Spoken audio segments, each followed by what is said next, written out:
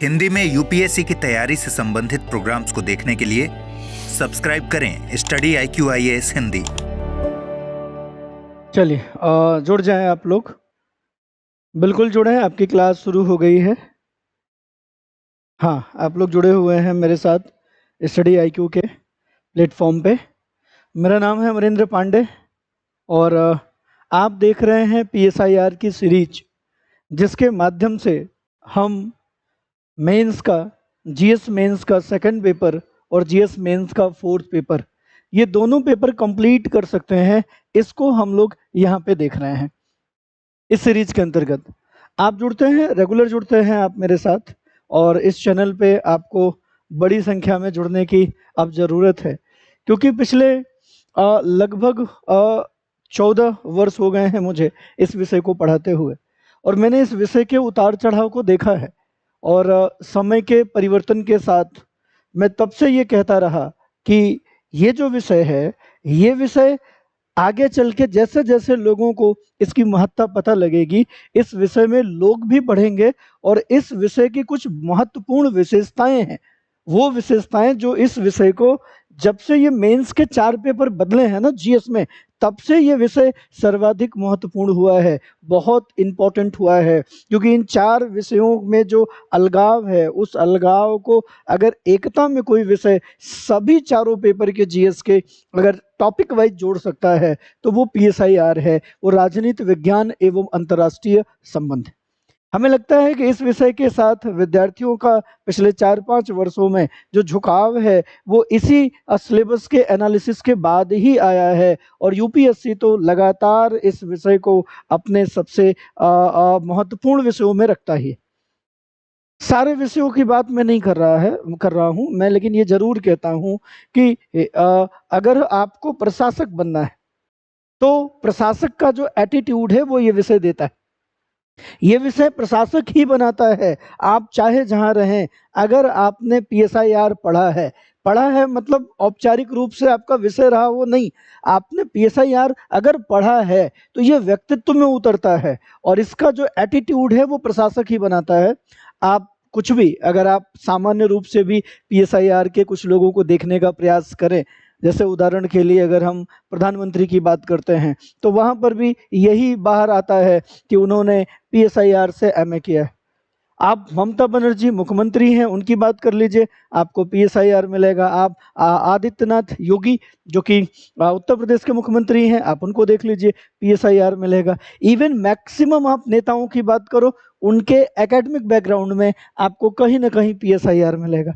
और आप अब प्रशासन में आ जाइए, तो यहाँ पर भी आप देखेंगे तो विगत वर्षों में कई बार फर्स्ट रैंक आपको इस विषय से देखने को मिल जाती है। ये विषय आखिर करता क्या है, क्या खासियत है इस विषय में? तो इस विषय के अंदर वो सारी चीजें हैं जो एक प्रशासक से अपेक्षित होती हैं। अर्थात UPSC जो अपेक्षा करता है एक प्रशासक से, और एक प्रशासक जो अपेक्षा करता है अपने से, वो सारा कुछ ये विषय देता है। इसीलिए मैं आपको बार बार यह आमंत्रित करता हूं कि इस विषय के साथ अपना जुड़ाव रखिए, क्योंकि ये विषय आपके GS की समझ को बहुत परिपक्व बना देता है। सामान्य अध्ययन में हर एक टॉपिक पे, हर एक विषय पे आपका एक ओन, अपना कह सकते हैं, जो आपकी अपनी जो स्वामित्व वाला जो दृष्टिकोण है, वो ये डेवलप कर देता है, ये विकसित कर देता है। और आप देख रहे हैं कि बाकी विषयों की तो बात पता नहीं है, लेकिन 3 अगर टॉपर की बात करें, first rank, second rank, third rank, तो मैं कह सकता हूं कि ये जो ऑप्शनल इनके थे, ये ऑप्शनल कभी मेरे हुआ करते थे। मेरा जो ऑप्शनल अपने तैयारी के दौरान हुआ करता था, वो पॉलिटिकल साइंस PSIR और फिलॉसफी हुआ करता था। फर्स्ट रैंक इस बार PSIR से है, सेकंड रैंक इस बार PSIR से है, और थर्ड रैंक की अगर हम बात करें तो वो फिलॉसफी से है। तो अगर देखें, और ये जो विषय हैं जिसकी बात मैं कर रहा हूँ, PSIR की और फिलॉसफी की, ये जो मैं बात कर रहा हूँ, अगर इसको आप देखेंगे तो आप पाएंगे कि ये दोनों विषय आपस में बड़े एक दूसरे से जुड़े हुए हैं। जैसे मैंने फिलॉसफी और PSIR इसलिए देखा था क्योंकि PSIR के जितने भी थिंकर्स हैं, जिसे हम पॉलिटिकल दृष्टिकोण से पढ़ते हैं, उन्हीं को हम फिलॉसफी में फिलोसफिकल दृष्टिकोण से पढ़ते हैं। आप जिन पॉलिटिकल चीज़ों की बात कर रहे हैं, वही पीएस फिलॉसफी के सेकंड पेपर में सोशियो पॉलिटिकल फिलॉसफी में देखने को मिलता है। और जब हम एथिक्स में आते हैं तो फिलॉसफी उठाइए, पीएसआईआर उठाइए और एथिक्स बना दीजिए, तो बड़ा सरल सा हो जाता है। इसलिए मैं आपको ये बार बार कह रहा हूँ कि ये विषय मात्रात्मक नहीं, गुणात्मकता की बात करता है। आज का समय भले ही रील का हो गया हो, लेकिन यूपीएससी आज भी रील नहीं पसंद करता, आज भी वो क्लासेस पसंद करता है। इसका मतलब यूपीएससी आज शॉर्टकट अपनाने वालों को आज भी नहीं बुला रहा है, आज भी वो उन्हीं लोगों को ले रहा है जिनके अंदर अपना स्वामित्व वाला, जो अपना एक मालिकाना, जिसको अपनी मिल्कियत कहते हैं, वो वाला दृष्टिकोण जिसके पास है। अगर आप जिन विद्यार्थियों ने, जिन एस्पिरेंट ने अभी रैंक लगाई है, इनकी तैयारी की बात करेंगे तो आपको ये देखने को मिलेगा कि इनकी तैयारी 1-2-4 दिन की नहीं है, बल्कि इनकी तैयारियां जो है वो 4-4 5-5 साल की है। और यूपीएससी को अगर आप एक बार सिलेबस इसका निकालें, सिलेबस के टॉपिक आप अलग अलग करें, तो आप पाएंगे कि इसके जो टॉपिक हैं, अगर एक दिन में हम एक टॉपिक भी तैयार करें, तब पर भी कहीं ना कहीं हमें कम से कम 300 400 400 450 दिनों की मिनिमम आवश्यकता होती है। तो रील जैसा न पढ़ें।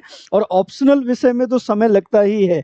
अक्सर विद्यार्थी आते हैं और पूछते हैं कि ऑप्शनल विषय कौन सा रख लें जो जल्दी से जल्दी तैयार हो जाए, छोटा हो। तो जल्दी से जल्दी तैयार हो जाने में भाई मैगी ही बनती है, और उसका कितना फायदा नुकसान है वो आप समझ सकते हैं। इसी तरीके से यूपीएससी में भी अगर आपको बहुत जल्दी है तो आपको थोड़ा रुकना चाहिए। फिर ये जल्दी का काम ही नहीं है, ये स्थायित्व का काम है, ये विकास का काम है। इसमें ग्रोथ की कोई महत्ता नहीं है, ये ग्रोथ देखता नहीं है, विकास देखता है। आप देखिए, अगर हम बात करें फर्स्ट रैंक शक्ति सिंह की, तो उन्होंने बताया कि 3 बार उनका पीटी नहीं हुआ, 3 अटेम्प्ट प्रीलिम्स नहीं हुआ। चौथे अटेम्प्ट में उन्होंने प्रीलिम्स क्लियर किया तो इंटरव्यू भी दिया, 12 नंबर से रह गया, और फाइनली 5वें अटेम्प्ट में फर्स्ट रैंक। एक बार नहीं, सैकड़ों हमने देखा इंटरव्यू जो पत्रकारों ने लिए, सबने पूछा कि आपको पता था कि आपकी फर्स्ट रैंक आ जाएगी? नो, हम तो बस इतना ही चाहते थे कि हमारा नाम लिस्ट में आ जाए, बस। समझ रहे हैं आप बात? इसका मतलब है कि ये जो एग्जामिनेशन है, इस एग्जामिनेशन में आपका जो इवेल्युएशन है वो आपके अलग अलग चीजों पे होता है। आंसर राइटिंग जो आप कर रहे हैं उसका एक अलग मतलब है, और जो साक्षात्कार है उसमें एक अलग मतलब है। और ये जो विषय है ये आपको मेंस के लिए तो एकदम कंफर्ट बना ही देता है, साथ ही साथ साक्षात्कार के लिए सबसे बेहतर व्यक्तित्व आप में डालता है। तो इस विषय के साथ क्या है, ये प्रारंभिक परीक्षा में भी ठीक ठाक, मतलब प्रीलिम्स निकालने भर के 50% से ज्यादा आपको सीधे कोऑपरेट करता है। मेंस में आप देखेंगे तो 500 नंबर का खुद है, 250 नंबर का जो आप ऐसे लिखते हैं, मैं गारंटी के साथ कहता हूं कि वो सारे के सारे ऐसे इस विषय के टॉपिक से जुड़कर ही आते हैं। और इस विषय को पढ़ने वाला व्यक्ति ही सबसे ज्यादा ऐसे को सार्वभौमिक रूप से और सर्वपक्षीय चीजों पर अपना आंसर लिख सकता है। एवरेज नंबर की बात करें तो पीएसआईआर में सर्वाधिक, सबसे अच्छा औसत एवरेज मार्किंग होती। जब कभी स्केलिंग हुआ करती थी तब हम लोगों को आइडिया है कि सबसे ज्यादा स्केलिंग भी इसी विषय में होता था। 50-50, 40-40 नंबर एक एक पेपर में कट जाते थे। आखिर क्यों? क्योंकि एवरेज मार्किंग सर्वाधिक होती थी, और हमेशा से ये एवरेज मार्किंग सर्वाधिक रही है इस विषय की। इसलिए इस विषय को लेने के बाद आप और विषयों से 10, 12, 15 नंबर अपने आप ही आगे हो जाते हैं, जो आपके परिणाम में और आपके रैंक में बहुत महत्वपूर्ण भूमिका निभाता है। इसलिए इस विषय को हम समझिए, इस विषय से जुड़िए। एक बार मैं कहता हूं, इस विषय के सारे टॉपिक एक तरफ लिस्ट बनाइए नंबरिंग के हिसाब से, 1 नंबर, 2 नंबर, 3 नंबर, 4 नंबर, पूरी लिस्ट बनाइए। और इस तरफ पेपर 1, पेपर 2, पेपर 3, पेपर 4 के पूरे लिस्ट बनाइए। और एक बार कंप्यूटर पे जाके इसको ऐसा कंपैरिजन करिए कि कितने टॉपिक हैं पीएसआईआर के, कितने चैप्टर हैं पीएसआईआर के, कितने टॉपिक हैं पीएसआईआर के जो जीएस के विषयों से मैच करते हैं। आप देखेंगे 60 से 70% टॉपिक पूरे जीएस का उठा के मैच करके आपके सामने रख देगा कंप्यूटर। इतना ज्यादा साम्यता है। तो आपको बस मजबूत तैयारी करनी है, गुणात्मक तैयारी ऑप्शनल की, और उस तैयारी के दौरान आपको स्मार्टनेस रूप से ध्यान रखना है अपने जीएस के विषयों पर, और आप देखेंगे कि आप बहुत बेहतर कर रहे हैं, आप बहुत अच्छा कर रहे हैं, ये आप इजीली देख सकते हैं। इसीलिए मैं आपको बार बार आमंत्रित कर रहा हूं कि पीएसआईआर के साथ जुड़िए, क्योंकि ये विषय आपके प्रारंभिक, मुख्य परीक्षा, साक्षात्कार, आफ्टर सिलेक्शन भी हर जगह ये विषय आपके काम आएगा। जब आप कोई बात करते हैं और उस बात में जब पीएसआईआर के किसी टॉपिक के, किसी थिंकर्स की किसी बातों को एज ए समर्थन में आप प्रस्तुत करते हैं, तो आपसे ज्यादा प्रभावी कोई व्यक्ति आपके सामने बचता नहीं है। जो कम्युनिकेशन स्किल है, जो भाषा कौशल है, ये विषय आपको बड़ा इसमें पारंगत बना देता है। इसलिए जब आप प्रशासन में भी होते हैं तो प्रशासन में भी आप कमाल प्रशासक होते हैं। क्यों?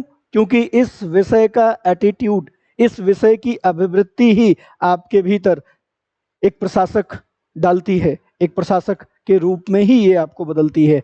तो अगर प्रशासक बनना है तो पीएसआईआर पढ़ना है, प्रशासक बनना है तो राजनीति विज्ञान एवं अंतर्राष्ट्रीय संबंध पढ़ना है। इस विषय के साथ जुड़ें। और ये समय मैंने इसलिए लिया क्योंकि अभी परिणाम आया है और उस परिणाम में हमें फिर कुछ कहने की जरूरत नहीं है। अब फर्स्ट रैंक, सेकंड रैंक की बात करेंगे तो दोनों ही टॉपर पीएसआईआर से हैं। इसलिए भावुकता में इतनी बातें मैंने आपको बताई, क्योंकि आप हमेशा विषय का चुनाव करते हुए इस बात पे फोकस करते हैं कि विषय छोटा है या बड़ा है। हमेशा इस बात का मैंने देखा है कि लोग पूछते हैं कि सर पीएसआईआर तो बड़ा सब्जेक्ट है। अरे बड़ा सब्जेक्ट है तो बड़ी चीज देगा ना, छोटा सब्जेक्ट होता तो छोटी चीज देता। बड़ा सब्जेक्ट है इसीलिए तो बड़ा नंबर दे रहा है, फर्स्ट रैंक लगा रहा, सेकंड रैंक लगा रहा है। अभी और भी ऑप्शनल सब्जेक्ट के जब आ जाएंगे तो आपको आइडिया लग जाएगा। तो गुणात्मक चीज करिए, समय लगता है, लेकिन एक बार समय लगता है उसके बाद वो सस्टेनेबल होता है। तो सस्टेनेबिलिटी जो डेवलपमेंट है उसको भी अगर आप देखेंगे, सतत विकास, तो वो धीरे है, स्लो है। और दुनिया में भी हमेशा कछुआ ही जीतता है, जिसकी गति जितनी कम है उसकी आयु उतनी ज्यादा है। इस बात को ध्यान रखिए। पीएसआईआर ये सारी बातें आपको सिखाता है। तो आइए शुरू करते हैं। पीएसआईआर से समझें सेकंड पेपर, फोर्थ पेपर। और अभी हम लोग चूंकि पीएसआईआर का वेस्टर्न पॉलिटिकल थिंकर्स देख रहे हैं और पीएसआईआर के वेस्टर्न पॉलिटिकल थिंकर्स के अंतर्गत लगातार एक एक थिंकर्स हम उठा रहे हैं। उन थिंकर्स का पीएसआईआर में हम क्या पढ़ते हैं वो देखते हैं, और फिर वही टॉपिक उस थिंकर्स का एथिक्स में कैसे हमें उपयोग में लाया जाता है, फिर हम उसको भी देखते हैं। तो आइए शुरू करते हैं। आज का जो थिंकर्स हैं हमारे, उनका नाम है जीन जैकस रूसो। जे रूसो अर्थात रूसो। रूसो व्यक्ति कमाल का है। रूसो का जन्म स्विट्जरलैंड में होता है और रूसो एक बहुत ही गरीब परिवार में उत्पन्न होते हैं। इनके जन्म के साथ ही इनकी माँ की मृत्यु हो जाती है। एक तरीके से आप कह सकते हैं कि इनका जो पालन पोषण हुआ वो पिता के द्वारा किया गया, और पिता भी जो थे वो एक घड़ी साज थे, घड़ी बनाने का काम करते थे, और वो इतना अल्प पैसा उनके पास होता था और साथ में व्यसन भी उनके भीतर था, शराब वगैरह पीते थे। तो उन्होंने कभी बच्चे पे ध्यान ही नहीं दिया। पड़ोसी ने बच्चे को पाला है, तो एक तरीके से अनाथ रूप में पालन पोषण आप कहेंगे तो रूसो का हुआ है। रूसो जैसे ही अपने जीवन में युवावस्था की ओर आगे बढ़ा, जितने भी बुराइयां एक युवा में, एक आवारा टाइप का जो व्यक्ति होता है, उसमें जितनी भी बुराइयां हो सकती थी वो सारी बुराइयां रूसो में देखने को मिलता है। आप सोचेंगे बुराई से शुरू कर रहे हैं सर, फिर ऐसे व्यक्ति को हम क्यों पढ़ रहे हैं? क्योंकि बुराइयां शाश्वत नहीं है। बुराइयों का होना ये तो नेचुरल है, ये तो प्राकृतिक है। ये अभी कह गया था हॉब्स। प्रॉब्लम ये नहीं, प्रॉब्लम ये है कि हम उन बुराइयों पे अच्छाइयों को किस तरीके से स्थापित करते हैं, जो दुनिया के लिए दूरदर्शिता के रूप में, जो दुनिया के लिए मार्ग प्रशस्त करता है, जिसपे ये दुनिया के लोग चल सके, जिसे अपना आदर्श बना सके, वो भी आपको बदलाव देखने को मिले। जब कोई कहता है कि भौतिकता से आध्यात्मिकता की ओर जाना बड़ा सशक्त और मजबूत माना जाता है, तो वही सत्य, वही सही बात भी है। बिना भौतिकता से आध्यात्मिकता का स्थायी कन्वर्जन नहीं देखने को मिलता है। इसलिए रूसो इस तरीके से हर वो व्यसन में जिसमें वो हो सकता था वो उसने किया।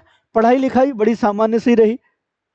एक जो बेसिक शिक्षा होती है उस शिक्षा को रूसों ने बस लिया, लेकिन जो जीन है ना अंदर रूसों का, वो बड़ा मजबूत था।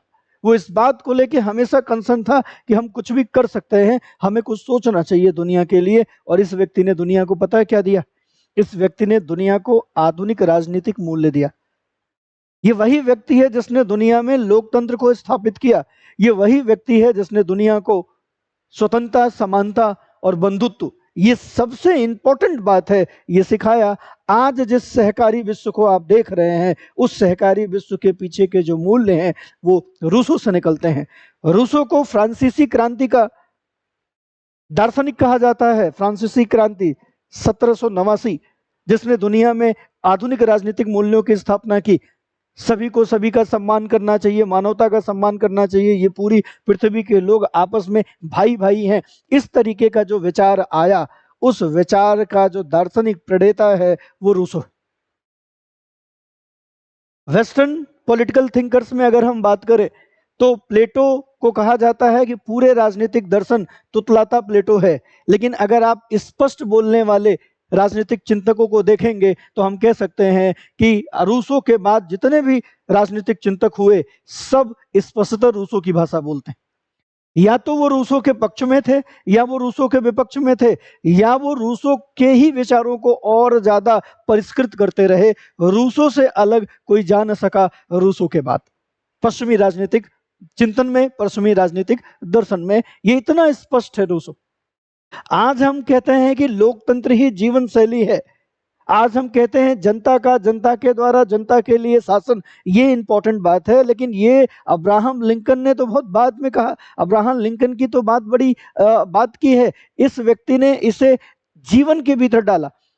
ये पहला व्यक्ति है जिसने कहा कि शासन व्यक्ति का नहीं, शासन इच्छाओं का होना चाहिए, और सामान्य इच्छा का एक सिद्धांत दिया। और यही सामान्य इच्छा आज पूरी दुनिया के हर राष्ट्र पे शासन करती है। इस सामान्य इच्छा को अगर आप देखें तो ये सामान्य इच्छा संविधान है। संविधान सामान्य इच्छा का प्रतिनिधित्व करता है, और आज दुनिया के लगभग देशों में संविधान का शासन है, कानून का शासन है। जब ये व्यक्ति ये कह रहा था कि राज्य की स्थापना समझौते से हुई, द सोशल कॉन्ट्रैक्ट नामक जब इसने किताब लिखी, तो उस समय लोग ये मजाक बनाते थे कि व्यक्ति तो समझौता कर सकता है, ऐसा प्रतीत होता है, लेकिन इसका समझौता इच्छाओं के बीच हो रहा। इच्छाओं के बीच कैसा समझौता हो सकता है? उस टाइम पे मानव स्वभाव को बताते हुए रूसो ने बताया था कि प्रत्येक मनुष्य के भीतर दो प्रकार की इच्छाएं होती हैं। एक स्वार्थी इच्छा है जिसे यथार्थ इच्छा कहता है, और एक परमार्थी इच्छा है, अच्छी इच्छा है, जिसे आदर्श इच्छा कहता है। कहता है आदर्श इच्छा शासकीय इच्छा है। आदर्श इच्छा जो भी होता है वो व्यक्ति को शासक बनाती है, और वहीं जो यथार्थ इच्छा है वो व्यक्ति को शासित बनाती है। जब हम अपने लिए सोचते हैं हम तत्क्षण शासित हो जाते हैं, क्योंकि हम किसी से सोचते हैं कि ये व्यक्ति मेरे लिए ये करेगा, और जब वो व्यक्ति मेरे लिए ये करेगा तो मैं प्रशासित हुआ और वो प्रशासक हुआ। लेकिन जब हम दूसरों के लिए सोचते हैं कि इनके लिए मैं ये करूंगा, इनके लिए मैं ये करूंगा, तब मैं प्रशासक हूं, मैं जिनके लिए कर रहा हूं वो प्रशासित है। मतलब IAS बनना बात की बात है। सबसे पहले तो ऐच्छिक रूप से आप किस इच्छा को प्रभावी होने दे रहे हैं। अगर आप अपने अंदर परमार्थी इच्छा को प्रभावी होने दे रहे हैं तो आप शासक बनेंगे। अगर आप अपने अंदर स्वार्थी इच्छा को प्रभावी होने दे रहे हैं तो आप शासित बनेंगे। तो IAS UPSC बनने के लिए सबसे पहले हमें आत्मिक रूप से ये बन जाना चाहिए कि हम शासक हैं या शासित हैं। परमार्थी इच्छा दूसरों से संबंधित है। जब आप दूसरों पे दया करते हैं, जब दूसरों के लिए त्याग करते हैं, दूसरों के लिए समर्पण दिखाते हैं, दूसरों के लिए निष्पक्षता दिखाते हैं, दान करते हैं, त्याग करते हैं, करुणा दिखाते हैं, ये सब दूसरों पे होता है। और दूसरों के लिए करना यही शासित शासक होने का आधार है। और ये सबको नैतिकता कहते हैं। ये सारी बातें परमार्थ नैतिकता है, दया नैतिकता है, त्याग नैतिकता है, दान नैतिकता है, प्रेम नैतिकता है, सहृदयता नैतिकता है, करुणा नैतिकता है। और ये सब दूसरों के लिए होता है। तो जब हम दूसरों के लिए सोचते हैं तो हम शासक बन जाते हैं। इसका मतलब शासक का नैतिक होना अनिवार्य है। इसीलिए GS के 4th पेपर में आपको अनिवार्यतः नैतिकता पढ़ाई जा रही है कि आपको नैतिकता, एथिक्स आनी ही चाहिए। अगर आप एथिक्स नहीं पढ़ेंगे तो आप प्रशासक नहीं बन पाएंगे, क्योंकि आपके भीतर जो परमार्थी इच्छा है, जो आदर्श इच्छा है, वो प्रभावी नहीं होगी। तो जिन जिन लोगों के ये शासकीय इच्छा है, परमार्थी इच्छा है, इसी को अगर एक जगह जोड़ दिया जाए तो वो बनता है सामान्य इच्छा। अर्थात सामान्य इच्छा आदर्श इच्छाओं का योग है। आदर्श इच्छाओं को एक जगह जोड़ दें तो सामान्य इच्छा बनता है। जैसे संपूर्ण भारतीयों ने मिलकर संविधान को अंगीकृत अधिनियमित आत्मार्पित किया, तो संविधान सभी भारतीयों की अच्छी इच्छाओं का योग है, जिसको सभी लोग कहते हैं कि हम स्वीकार करेंगे। तो जब हम संविधान को स्वीकार करते हैं तब हम अपनी इच्छा को ही स्वीकार करते हैं। अर्थात सर्वाधिक स्वतंत्रता का जो भाव है वो संवैधानिक शासन में हो सकता है, कानून के शासन में हो सकता है। इसलिए कई सारे व्यक्तिवादी जब कहते हैं कानून बंधन है, तो वहां ये कानून और स्वतंत्रता को इस तरीके से समायोजित करता है। अर्थात स्वतंत्रता, समानता और बंधुत्व का जो भाव है वो इनके विचार में देखने को मिलता है। इनका व्यक्तिगत जीवन बहुत ही निराशाजनक है आपके लिए। आप देखेंगे तो व्यक्तिगत जीवन में आप कभी ऐसा नहीं देखेंगे ये व्यक्ति लोकप्रिय रहा हो, इस व्यक्ति ने बड़े मजे किए हो, ये व्यक्ति बड़ा अमीर हुआ, इस व्यक्ति के लोग पीछे चले। नहीं नहीं, अपने टाइम पे तो ये आदमी मारा ही जाता रहा, भगाता ही जाता रहा। और जो वास्तव में जो वास्तविक ज्ञान रखता है उसको ये तात्कालिक के जो समय के लोग हैं ये समझ नहीं पाते, क्योंकि तात्कालिक समय के लोगों का जो विचार है वो बमुश्किल से 2-4, 10 दिन, 20 दिन, 1 साल देख पाती है। और ये जो वास्तविक अर्थों में जो दार्शनिक होते हैं ये 100, 200, 400, 1000 साल दूर तक देख पाते हैं। तो जब ये 1000 साल तक जो आपके लिए आदर्श होगा, जब ये उसको सिखाते हैं तो हमें लगता है कि ये तो सब सत्यानाश कर रहे हैं, हम इनके विरोध में हो जाते हैं। और यही हुआ, रूसो के विचार जब बाहर आने लगे। एक निबंध प्रतियोगिता थी, रूसो ने देखा कि एक निबंध प्रतियोगिता है जिसपे ये लिखा गया है। एक एजेंसी यूरोप की होती थी, वो ये प्रतियोगिता कराती थी। इस प्रतियोगिता में विजेता अचानक से इस पूरे यूरोप में विद्वानों की श्रेणी में आ जाते थे, वो विद्वान माने जाते थे। एक तरीके से निबंध प्रतियोगिता विद्वानों की खोज थी। ऐसे ही रूसो ने एक दिन देखा कि एक होर्डिंग लगी है जिसपे लिखा है कि ज्ञान और विज्ञान के विकास ने समाज को विकसित किया है या भ्रष्ट, ये ऐसे लिखना था। अब चूंकि रूसो ऐसे समाज में आ रहा था, ये जो झुग्गी झोपड़ी है उसमें रह रहा था, आसपास के लोग छोटी छोटी चीजों के अभाव में जी रहे थे। दो तरीके का समाज था, एक वो समाज जिसके रहने के लिए, खाने के लिए कुछ नहीं है, छोटी छोटी चीजों के लिए आपस में लड़ झगड़ रहे हैं, और एक वो समाज जो लग्जरी गाड़ियों में घूम रहे हैं, अट्टालिकाओं में रह रहे हैं। तो ये जो विभेद था ना, ये बड़ा बड़ा दूर का विभेद था।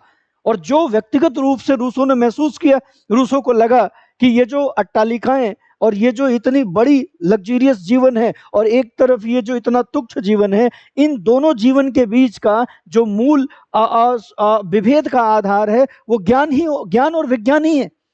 इनके पास ज्ञान विज्ञान नहीं है तो ये ऐसा जीवन जी रहे हैं, इनके पास ज्ञान विज्ञान है तो ये ऐसा जीवन जी रहे हैं। तो इसका मतलब है कि ज्ञान और विज्ञान इन्हीं का सही से उपयोग नहीं हुआ, नहीं तो ये समानता होती। लिहाजा इन्होंने अपना जो तर्क है वो बिल्कुल उल्टा दिया, ज्ञान विज्ञान को बताया कि ज्ञान विज्ञान ही वो चीज है जिसने दुनिया को भ्रष्ट कर दिया, जिसने दुनिया में सारी प्रकार की समस्याएं ला दी। ये ज्ञान ही और विज्ञान है जिसने दुनिया को अराजक बना दिया। इसलिए रूसो कहते हैं कि वर्तमान समय की सारी समस्याओं की जड़ ये ज्ञान और विज्ञान ही है।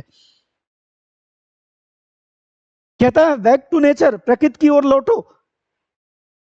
गलत दिशा में आ गए हैं हम लोग। आज जो हर व्यक्ति एक दूसरे का खून का प्यासा है, ईर्ष्या, द्वेष तरीके की जो भी सारी समस्याएं हैं, इन सारी समस्याओं का आधार ये ज्ञान और विज्ञान ही है।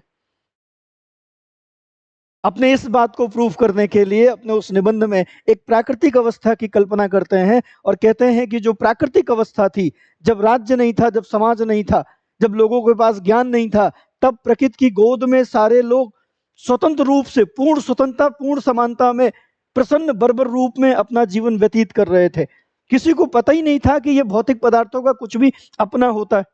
एक ही घाट पे शेर भी पानी पी के जा रहा है और मेमना भी पानी पी के जा रहा है, कोई नाम लिख के नहीं जा रहा है ये मेरा है। कहता उस प्राकृतिक अवस्था में हर कोई प्रकृति की गोद में पूर्ण स्वतंत्रता, समानता, जो कुछ उपलब्ध है खा रहा है, भावनाओं से चल रहा है, भूख लग रही है तो खा रहा है, एक ही चीज है, दो लोग मिल गए तो झगड़ जा रहा है। मतलब इसमें किसी तरीके का भाव नहीं है, पूरी तरीके से किसी तरीके का ज्ञान नहीं है कि ये तेरा है, ये मेरा है। और इस तेरे मेरे का ज्ञान न होने के कारण न ईर्ष्या है, न द्वेष है, स्वाभाविक रूप से जीवन व्यतीत कर रहे। लेकिन रूसो कहता है कि एक दिन एक व्यक्ति को ज्ञान होता है और वो जमीन के एक टुकड़े को घेर के ये कहता है ये मेरा है।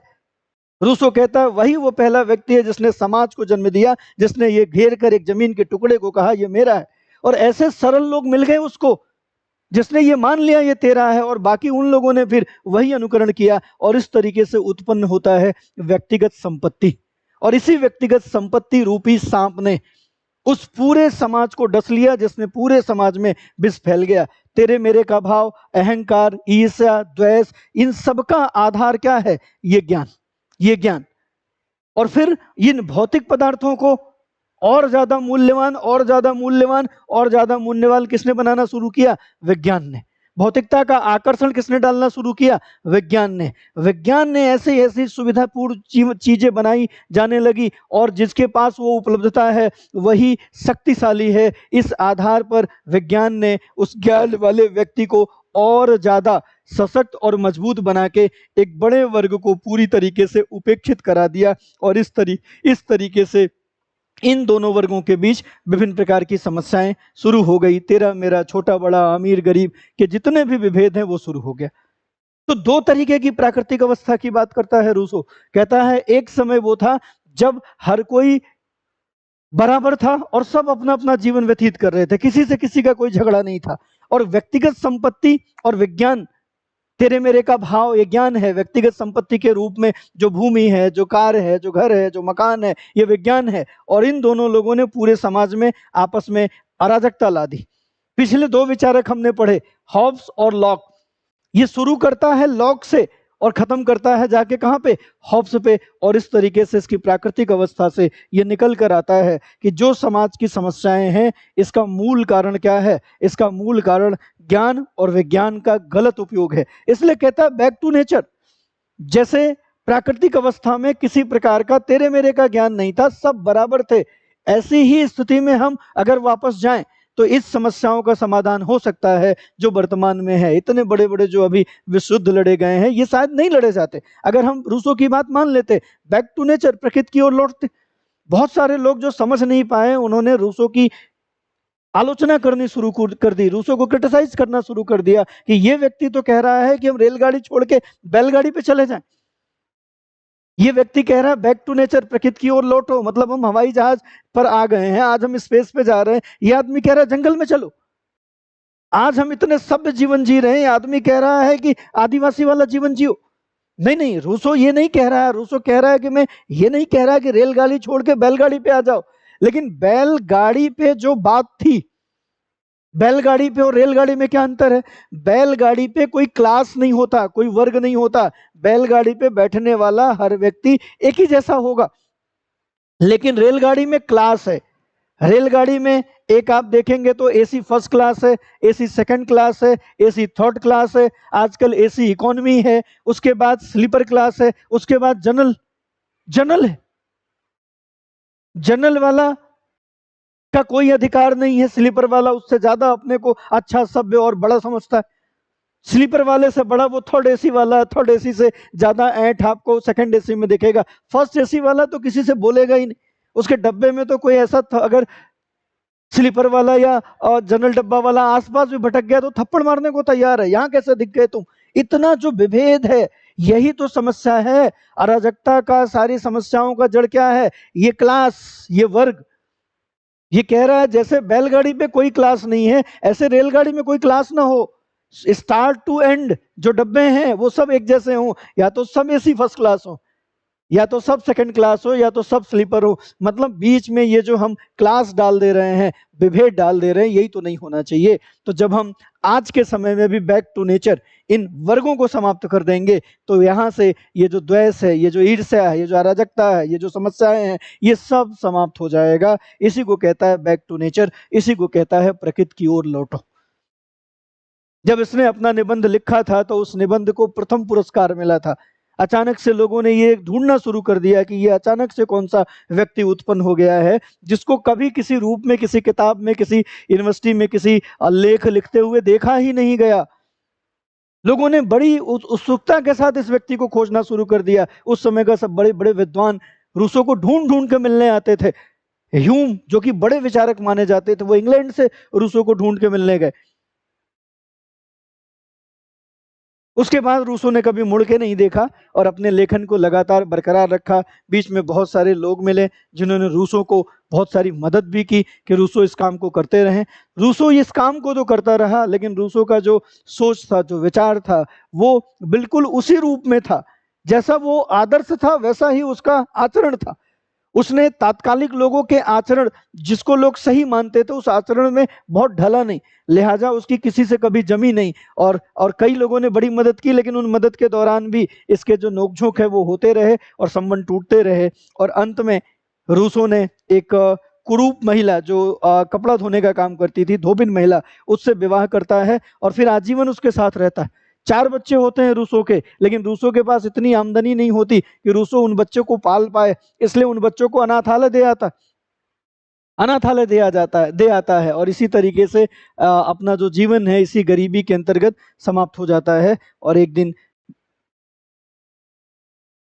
मुक्त हो जाता है इस पार्थिव शरीर और इस पार्थिव जगत से। लेकिन इसके विचार अजर अमर हो जाते हैं और आज भी इसके विचार भारत में और अन्य देशों में, दुनिया में सर्वाधिक प्रासंगिक विचारों में से एक देखा जाता है। प्रत्यक्ष लोकतंत्र जिसकी बात आज हम करते हैं, वो उस प्रत्यक्ष लोकतंत्र का ये जन्मदाता है। आज भी आप देखेंगे तो स्विट्जरलैंड एकमात्र ऐसा देश है जहाँ पे डायरेक्ट डेमोक्रेसी, प्रत्यक्ष लोकतंत्र है, जो जनता के द्वारा जनता के लिए शासन है। आज भी आप स्विट्जरलैंड में देख सकते हैं। तो रूसो के बारे में बहुत सारी चीजें, इनके जो विचार हैं वो बहुत ही आध्यात्मिकता से जुड़े हैं, क्योंकि ये व्यक्ति भौतिकता को कम महत्व देता है, इच्छाओं को ज्यादा महत्व दे रहा है। और इच्छाओं के साथ क्या जुड़ता है? अमूर्तता। पूरा दर्शन इन इच्छाओं के साथ जुड़ता है। इसलिए रूसो का जो विचार है, इन विचारों पर आपको अक्सर निबंध के जो उत्तर हैं वो आप इनके विचारों से देख सकते हैं, और बाकी इनके विचारों में जो चीजें हैं उन्हें हम महत्वपूर्ण रूप से देख सकते हैं कि क्या है। साथ ही साथ अगर आप अब निर्णय ले रहे हैं कि आप PSIR के साथ जाएंगे, क्योंकि इस विषय के द्वारा हमारा जो दृष्टिकोण है वो सार्वभौमिक हो जाता है। हमारा जो इंटरडिसिप्लिनरी अप्रोच है, हमारा जो अंतर अनुशासनात्मक जो दृष्टिकोण है, वो बहुत तेजी से फैलता है। क्योंकि कब रूसो विज्ञान से जुड़ जाए, कब रूसो मानव शास्त्र से जुड़ जाए, कब रूसो समाज शास्त्र से जुड़ जाए, कब रूसो अर्थशास्त्र से जुड़ जाए, कोई भरोसा नहीं। इन विचारकों के द्वारा ही सारे विषयों को जन्म दिया गया है। आप PSIR में अरस्तु को पढ़ते हैं, अरस्तु राजनीति विज्ञान का जन्मदाता है। कब अरस्तु का विचार पढ़ते पढ़ते आप विज्ञान में पहुंच जाओ, क्योंकि अरस्तु जीव विज्ञान का जन्मदाता है। कब अरस्तु आपको मेडिकल साइंस में ले जाए, चिकित्सा विज्ञान का जन्मदाता है। और कब अरस्तु आपको इस पूरी दुनिया का लॉजिक समझाने लगे, क्योंकि तर्कशास्त्र का जन्मदाता है। तर्कशास्त्र का जन्मदाता है। प्लेटो से आप राजनीति विज्ञान समझने का प्रयास कर रहे हो, वो आदमी दर्शन शास्त्र का जन्मदाता है। तो दर्शन शास्त्र का राजनीति विज्ञान से, राजनीति विज्ञान का समाज शास्त्र से, राजनीति विज्ञान का मानव शास्त्र से, राजनीति विज्ञान का चिकित्सा शास्त्र से, राजनीति विज्ञान का जीव विज्ञान से, ये जो इंटरडिसिप्लिनरी अप्रोच है, ये जो अंतर अनुशासनात्मक दृष्टिकोण है, ये अपने आप डेवलप हो जाता है। और UPSC कह रहा है कि हम यही चाहते हैं कि आपके भीतर आलोचनात्मक दृष्टिकोण का विकास हो, आपके भीतर अंतर अनुशासनात्मक दृष्टिकोण का विचार हो, आपके विचार सार्वभौमिक हो, थोड़े यूनिवर्सल हो, उसमें विशिष्टता हो, उसमें समाधान हो, उसमें एप्लीकेशन हो, उसमें आज के समय से वो रिलेवेंट हो, प्रासंगिक हो, दूरदर्शिता भी हो, और शैली इंडक्टिव और डिडक्टिव दोनों ही हो, आगमनात्मक निगमनात्मक दोनों ही हो। और ये सारे गुण एक साथ अगर आपको कहीं मिल सकते हैं, कोई विषय ऐसा आपको बना सकता है, तो यही विषय है जो पीछे आप देख रहे हैं, राजनीति विज्ञान एवं अंतर्राष्ट्रीय संबंध, PSIR एंड इंटरनेशनल रिलेशन। इसलिए मैं बार बार आपको कहता हूं, आज से नहीं, मैं पिछले 8-10 वर्षों से लगातार बड़ी संजीदगी के साथ आपको कहता हूं, इस विषय के साथ जाइए। ये विषय आपके भीतर व्यक्तित्व भरता है, ये विषय आपके भीतर एक प्रशासकीय एटीट्यूड भरता है। आप प्रशासक ही बनेंगे, वो प्रशासन आप कहीं भी कर रहे हैं। अगर आप प्राइवेट कंपनी में भी जॉब कर रहे हैं ना, तो वहाँ क्लर्कियल काम नहीं करेंगे, वहाँ पे भी डिसीजन मेकिंग का काम करेंगे। अगर आप बाहर कोई काम कर रहे हैं, अगर आप कुछ भी कर रहे हैं, कोई यूनियन में अगर आप हैं, उस यूनियन में भी आप नेतृत्व करेंगे, आप दिशा प्रदर्शन करेंगे, आप मार्ग प्रशस्त करेंगे, लोगों को दिशा दिखाएंगे। नेता बने तो नेता बनोगे, प्रशासक में आ गए तो अच्छे प्रशासक बनेंगे। प्रशासक तो बन ही रहे हैं, हर साल 1000-1500 प्रशासक बन जा रहे हैं, लेकिन आता कौन है बाहर, जो कुछ बदल रहा है वो वही है जो इस विषय के साथ है। इसलिए इस विषय के साथ आपको आना चाहिए, इस विषय के साथ आपको जुड़ना चाहिए। 30 अप्रैल 2025 दोपहर 1 बजे से इसके लिए नया बैच थिंकर से शुरू हो रहा है, क्योंकि आईआर खत्म हो रहा है, और 14,999 रुपये ये फीस होने वाली है।